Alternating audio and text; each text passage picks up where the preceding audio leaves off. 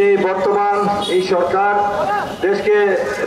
দেশের আজকে একটি ধ্বংসের খাদের কিনারে দাঁড় করিয়ে দিয়েছে। এই সরকার আজকে দেশে আছে গণতন্ত্র নাই, আইনি শাসন নাই, বিচার বিভাগের স্বাধীনতা নাই, মানবাধিকার নাই, দেশে গণতান্ত্রিক লেবাস একটি ভয়ঙ্কর স্বৈরশাসন চলছে এবং বিরোধীদের উপর অন্যায় অত্যাচার, নিপীড়ন, নির্যাতন, মামলা হামলা, গুম প্রতিনিয়ত চলছে এবং বিরোধী দলকে নিশ্চিহ্ন করার জন্য আপনারা দেখেছেন এখনো পর্যন্ত 50 লক্ষাধিকের বেশি মামলা, লক্ষ লক্ষ আসামি এবং খুন গুম প্রতিনিয়ত হচ্ছে। এবং আমরা জানেন যে এই সরকার শুধু বিরোধী দলের উপরে অত্যাচার নির্যাতন করে প্রশাসনতন্ত্র ব্যবহার করে সেই গায়ের করে রাষ্ট্রীয় ক্ষমতা দখল করে বসে আছে এবং এই দেশের জনগণের এই দেশের সমস্ত জনগণ প্রায় 90% জনগণ এই সরকারকে প্রত্যাখ্যান করেছে। তার প্রমাণ গত জাতীয় নির্বাচনে 5% জনগণ এই সরকারকে ভোট দিতে চায় না, বিএনপির আহ্বানে সে প্রত্যাখ্যান করেছেন। এবারও দেখা যায় উপজেলা নির্বাচনে 2% জনগণ ওই সরকারকে ভোট দিতে চায় নাই।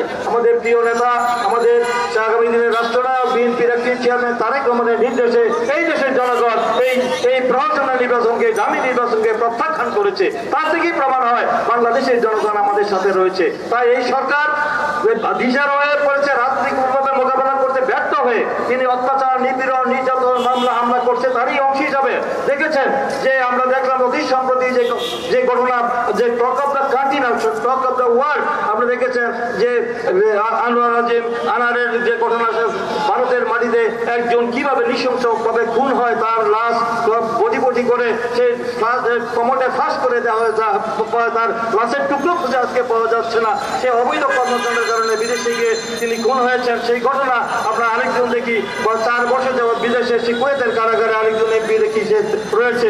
এই হলো জাতীয় সংসদের এমপিদের অবস্থা। শুধু তাই নয়, দেশের যে সাবেক সেনা প্রধান এবং সাবেক পুলিশ প্রধানের বিরুদ্ধে যে অভিযোগ উত্থাপন হয়েছে এতদিন পরে কেন, সেটা জনগণ জানতে চায়। তারা যখন ক্ষমতায় ছিলেন যে অপকর্মগুলি করেছেন, সেই অপকর্মের পরিপ্রেক্ষিতে গোয়েন্দা সংস্থার এই সরকার তাদেরকে সুযোগ করে দিয়েছে। আজকে সুবাইদুল কাদের বলছেন যে তাদেরকে বিদেশ থেকে বাংলাদেশে এনে তাকে শাস্তি দেওয়ার ব্যবস্থা করা হবে, তাকে নিরাপদ এক্সিট ব্যবস্থা করে দেওয়া হয়েছে। সরকারের পক্ষ থেকে গোয়েন্দা সংস্থার মাধ্যমে তাকে বাইরে পাঠিয়ে দেওয়া হয়েছে। আর আজকে তাকে বলেন যে বাংলাদেশে তার বিচার করা হবে। এটা কি বাংলাদেশের মানুষ বিশ্বাস করবে? দেশে কোনো সরকার বা রাষ্ট্র আছে বলে কি মনে হয়?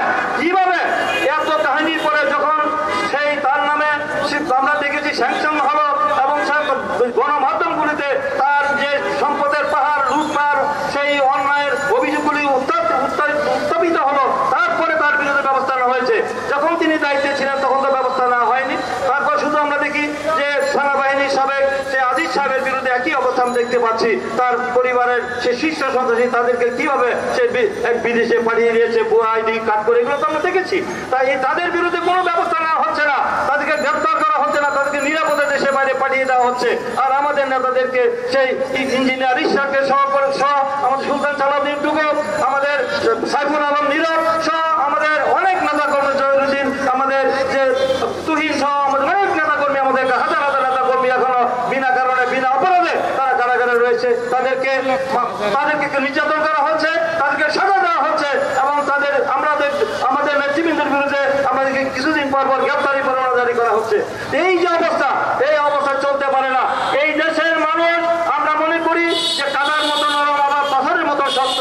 তাই আসুন আমরা আমাদের আগামী দিনে অধিকার আদায় করার জন্য, গণতন্ত্র পুনরুদ্ধার করার জন্য, মানুষের বাক ব্যক্তির স্বাধীনতার জন্য আবার আরেকটি যুদ্ধ করার দরকার রয়েছে। আসুন আরেকটি যুদ্ধ লড়াই করে এই অবৈধ অসাংবাদিক অবরোধী সরকার, এই বিনা ভোটের সরকার, এই নিশিরাতের সরকার, এই গ্রামীণ সরকারকে, এই অবৈধ সরকারকে, এই ফ্যাসিস্ট সরকারকে, মাফিয়া সরকারকে তাদের উৎখাত করি। বাংলাদেশের আজকে অর্থনৈতিক অবস্থা থেকে শুরু করে সামগ্রিক যে অবস্থা, সেই অবস্থা বলতে গেলে এখন দুপুরও পেরিয়ে যাবে, বিকেলে শেষ হবে, রাত্রে শেষ হয়ে যাবে, তারপরও তাদের অবৈধ কর্মকাণ্ডের কথা শেষ হবে না। তাই আগামী দিনে এই সরকারের বিরুদ্ধে আসুন আমরা ঐক্যবদ্ধ আন্দোলন করে এই সরকারের পতন ঘটিয়ে আমরা বাংলাদেশি গণতান্ত্রিক সরকার প্রতিষ্ঠা করি এবং এই সরকারের কাছে আমাদের ইঞ্জিনিয়ার ইশাক হোসেন সহ সকল নেতৃবৃন্দের মুক্তি দাবি করে কোনো লাভ নাই।